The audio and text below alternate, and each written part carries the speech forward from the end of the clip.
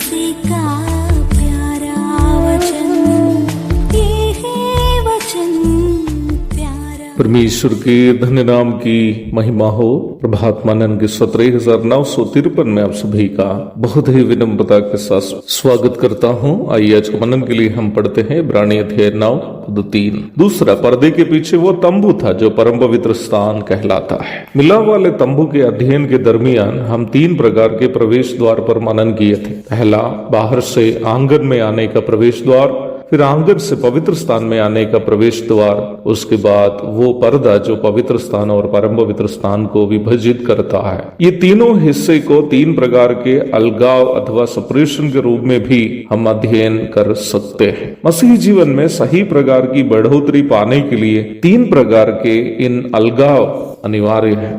हम इस बात को देख चुके हैं कि पहला प्रवेश द्वार जहां से इस्राएल के लोग आंगन में प्रवेश करते थे, एक पापी इंसान का उद्धार को दर्शाता है। आंगन में होम बलि की वेदी है जो प्रभु यीशु मसीह की क्रूस पर की प्रायश्चित मृत्यु को दर्शाता है। उद्धार पाना और परमेश्वर की आराधना करनी दोनों यीशु मसीह की क्रूस पर की मृत्यु के द्वारा ही संभव है। प्रभु यीशु मसीह के पाप बलि को अपने लिए हुई बलि के रूप में स्वीकार किए बिना कोई भी मनुष्य न उद्धार प्राप्त कर सकता है, न ही परमेश्वर की आराधना करने का योग्यता प्राप्त कर सकता है। परंतु निम्न अवस्था की ओर पहुंचने के लिए किसी भी व्यक्ति को एक अलगाव की अनिवार्यता है। सबसे पहले निम्न व्यक्ति को अपने पापों पर पश्चाताप करना होगा। सुनिए, हमारे प्रभु यीशु मसीह ने क्या प्रचार किया था। समय पूरा हुआ है और परमेश्वर के राज निकट आ गया है। मन फिराओ और सुसमाचार पर विश्वास करो। मरकुस 1:15। कलीसिया के उद्घाटन समारोह के दरमियान प्रेरित पतरस भी जमा हुए यहूदियों को देकर यही संदेश दिया था, मन फिराओ और तुम में से हर एक अपने अपने पापों की क्षमा के लिए यीशु मसीह के नाम से बपतिस्मा ले तो तुम पवित्र आत्मा का दान पाओगे। प्रेरितों के काम 2:38। अर्थात उद्धार के सही अनुभव की ओर आने के लिए उस समय तक करते आए हुए पापों पर पश्चाताप करते हुए उन पापों से अलग होने की अनिवार्यता है। दूसरी बात, हम देखते हैं कि पतरस की बात सुनकर जिन यहूदी और यहूदी धर्म को मानने वाले यरूशलेम में पेंतकोस्त त्योहार मनाने आए थे, उनमें से 3,000 के लगभग लोग अपने यहूदी धर्म के रीति रिवाजों को छोड़कर कलीसिया में मिल गए। प्रेरितों के काम 2:41। वर्तमान काल में मैं ऐसे कई लोग कहते हुए सुना हूं कि मैं यीशु मसीह को मानता हूं, परंतु मैं अपने भूतपूर्व धर्म को छोड़ा भी नहीं हूं।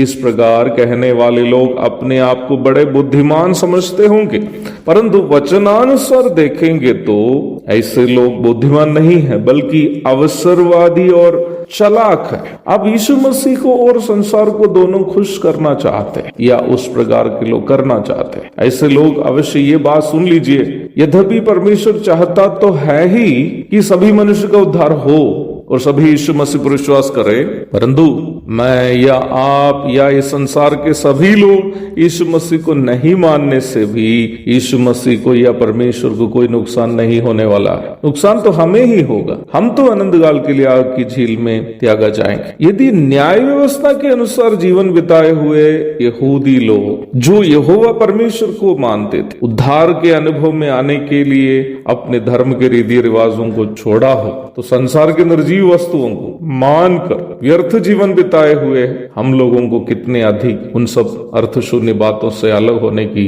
अनिवार्यता है। इसलिए यदि वास्तव में स्वर्ग जाना चाहता हो तो नौटंकी करना बंद कीजिए और पापों से पश्चाताप करके अपने भूतपूर्व अर्थ शून्य बातों से अलग होकर धार के सही निश्चितता में जीवन बिताए। उसके लिए आज का मनन आप सबकी मदद करे, प्रेरणा करे। एक और शुभ दिन की धन्य कामनाओं के साथ आज का मनन में यहाँ समाप्त करता हूँ। प्रभु आप सबको आशीष दे। आमीन।